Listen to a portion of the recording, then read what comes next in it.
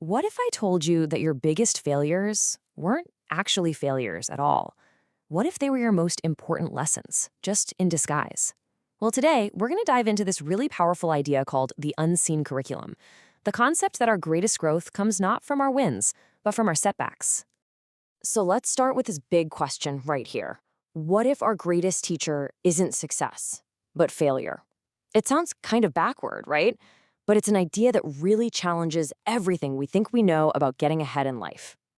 To really get why failure is such a powerhouse teacher, we first have to talk about its opposite.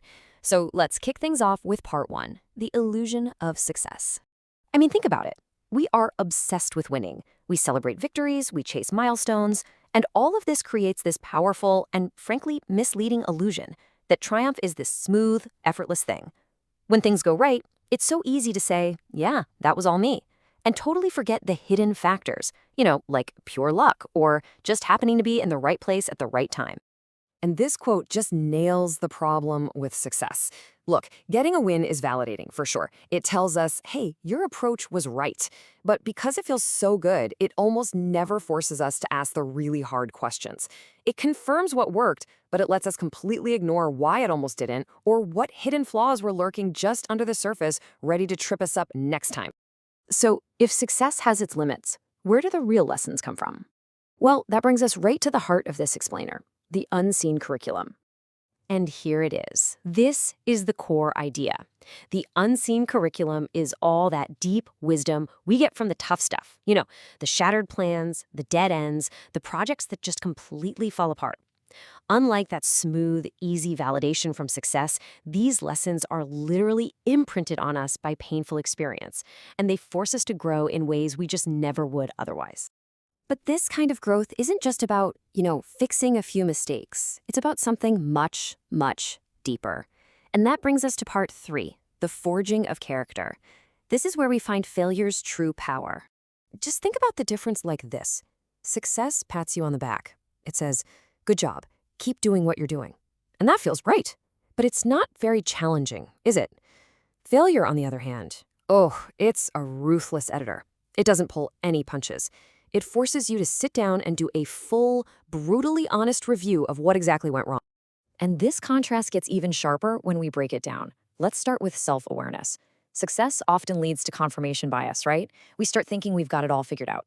But failure, it teaches humility fast. What about resilience?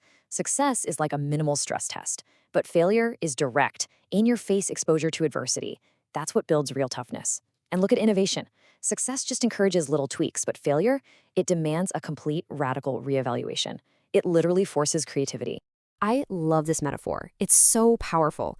Think about it. You can't know if a boat is really seaworthy just by sailing it on a calm lake. You only find out how strong it is when it survives a violent storm.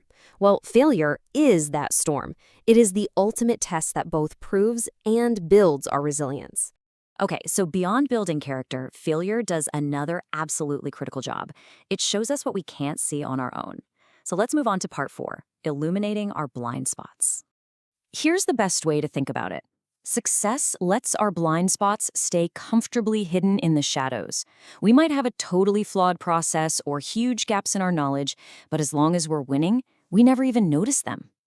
Failure shines this harsh, unavoidable spotlight right on those weak points. It is the ultimate diagnostic tool.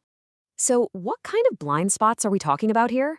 Well, a project that bombs reveals exactly where your planning was way too optimistic. A team under pressure, that exposes every little communication breakdown that was totally hidden when things were easy. And maybe the most painful one, failure reveals our own bad judgment. It provides a sharp, unforgettable lesson we won't soon forget. And this brings us to our final, and maybe the most transformative, lesson from this unseen curriculum. This is where failure stops being an endpoint and becomes a brand new starting point. Part 5, the forceful pivot. This whole journey should probably look pretty familiar to you. We start with a plan, then bam, we hit a wall, a total dead end. But that dead end forces us to reevaluate.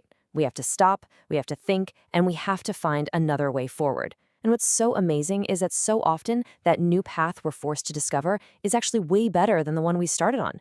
The failure wasn't an obstacle, it was a redirection. This right here is the crucial takeaway. Failure isn't a final raid, it's feedback. It's like getting a paper back from a teacher, not with a giant F scrawled on it, but with tons of detailed notes on exactly how to ace the next, more important exam. It's not a judgment, it's an instruction manual. And that leaves us with a final thought. Every setback, every mistake you've ever made, it's a lesson just waiting for you to learn from it. So the real question is, when you look back on your own journey, which lesson from your own personal unseen curriculum are you going to choose to apply next?